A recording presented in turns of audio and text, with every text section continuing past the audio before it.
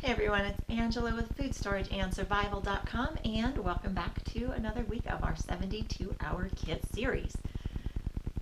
So this week we are going to be talking about first aid for your 72-hour kit, and we're actually going to walk through, I'll show you what's in my little packet of first aid goods that I've got in my kit. But before we do that, I want to just go through a few pointers when you're packing 72-hour kit, first aid kit. Okay, first thing is this kit, your entire emergency kit, is ideally it's portable, and so each component of it kind of needs to be small and portable as well, at least as much as you can make it.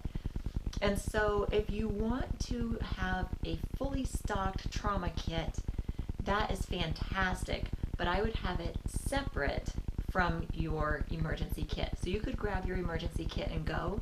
What you want in your emergency kit is enough first aid supplies to kind of get you through the most common problems that you're going to run into. If it looks like a huge disaster and you're going to need your trauma kit, grab your trauma kit and go, and have that just be separate but nearby. You know what I mean? You know what I'm saying? We're trying to keep our kit light. All right, next thing you want to think about is if you have any prescription medications that you're taking, you want to make sure and include those in your kit.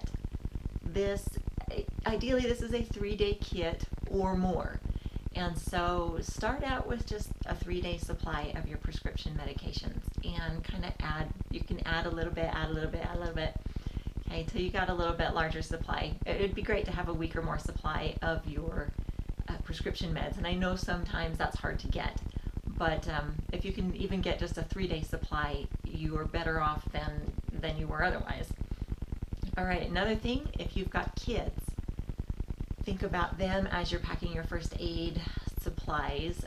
Extra Band-Aids. Some kids just are happy. Everything's better if you give them a Band-Aid. Otherwise, you also want to think about the children's medications. So your adult Tylenol, you want to get a kid version, the ones that are dosed properly for small children or infants if you've got babies. Same deal, baby medications instead of the grown-up stuff, or in addition, because you're a grown-up, you're going to be using your kit too. All right, next thing is, it is perfectly okay to get an emergency kit off the shelf. Like, go get one at your local big box store and use one of those kits. But do not just go grab that kit and stuff it in your emergency kit and say, my first aid stuff is done. You want to open that kit up, look at it, go through the contents, make sure that your kit, what you're putting into your emergency kit, is actually going to help you and your family. So if you have allergy medication, if you need Tums or whatever, antacids, things that you are going to use and you regularly use, those are the things that you want to maybe supplement that off-the-shelf kit with. A lot of times you can get an emergency as first aid kit put together for your emergency kit by just kind of rummaging through your house, and that's how I did mine. So you'll see it's kind of all thrown together from different sources. This is a fun one actually. If you make a list, you can have a little scavenger hunt through your house with your kids and get a little first aid kit put together really easy. All right, next thing, if you use essential oils, if you use and love those, by all means include them in your kit, but try to get the little tiny travel bottles because those can get heavy really quickly. And last, we are going to check and rotate our emergency kit every so often, every 6 months to a year. It's a good idea to get in and check and rotate. And when you're doing that, don't forget to check your medical supplies, because your medications expire, and Band-Aids can, they're little wrappers, if they're left where it gets hot, cold, or exposed to even, I don't know, maybe they just get old, but the wrappers will come apart and then it's not sterile anymore. And so you want to rotate those things out so that if you need to use those first aid supplies, they are ready to use and they're going to be clean and good and work for you. All right, that wraps that part up. So next we are going to just delve into what I've got in my kit. All right, so let's go through this kit. Now remember, this is a minimal type of first aid kit that I've put together for my own personal emergency kit, and I also put it together with random things from around my house. So, it's not going to be all matchy-matchy. We'll start off with a couple of things that are actually crossover items from the hygiene that we're going to cover next week. And the first of those is hand sanitizer. This goes a long ways towards helping you stay clean and not using up your water supply. You don't want to make a small problem worse by spreading germs around. Okay.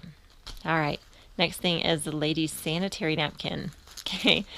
You women, you're going to have this in your kit because you never know what time of month it is. In fact, you probably know that if there is an emergency, it will be that time of a month. So they're also fantastic, though, because they're made for absorbing blood flow. They're great for using for first aid as well. You can use them for some heavy bleeding, lay them on there and use them as a bandage and then wrap it on. All right, in the actual kit, we'll get in here. We've got some antibiotic ointment, and you can get this in little packets. If you purchase a first aid kit off the shelf, it will come in little packets in there, like single-use packets. I've just put in a tube that we used half of, and I went and bought another one for our regular first aid supplies. So there you go. Antibiotic ointment. All right, next thing is over-the-counter medications, and these, pick the ones that you use. This is your kit, so personalize your kit.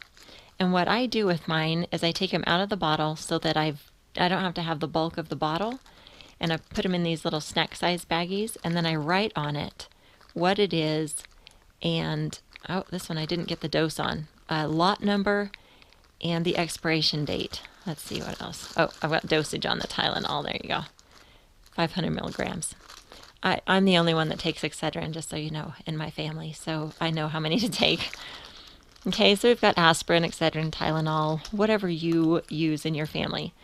Some of the medications over the counter come in these little blister packs, and if you cut them right, you get the lot number and expiration date on the back. So just look on the back and try and get the lot number and expiration date inside whatever piece you're cutting off to use for your kit.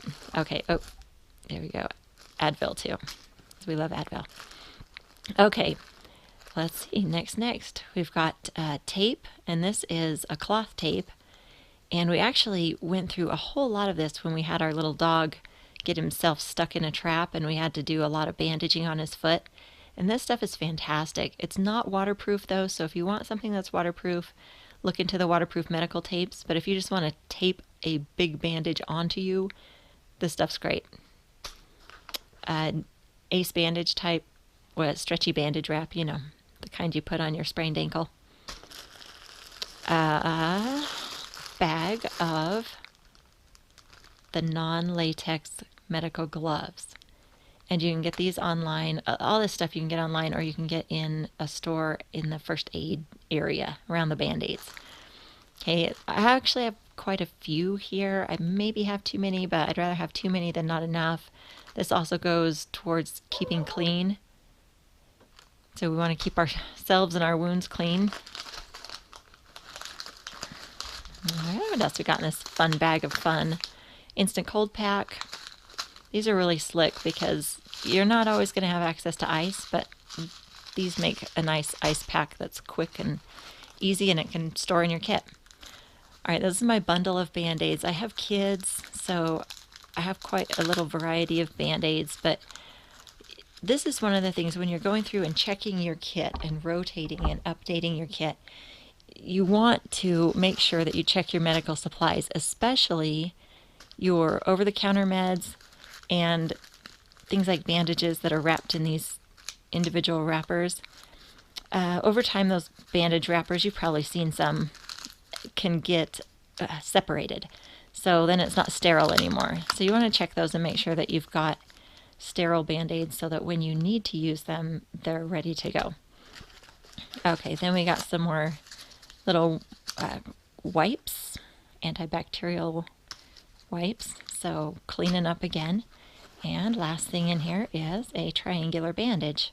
And these are handy for all sorts of things. So I fit quite a bit in my little bitty kit. Most of our the emergencies, the medical problems that my family would run into are going to be covered with this, what I've got in here. But you be sure to think about your own family and your own needs as you're packing your first aid kit.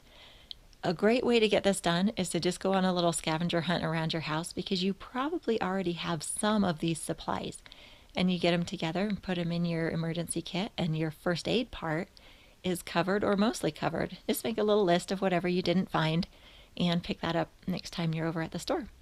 All right, thanks for joining me this week. It's been fun. We will talk to you again next week. We're going to be talking about hygiene in our kit. So you're going to see a couple of these items again, but different use then. All right, this is Angela, FoodStorageAndSurvival.com, and be sure and check back next week. Thanks a bunch. We'll talk to you soon.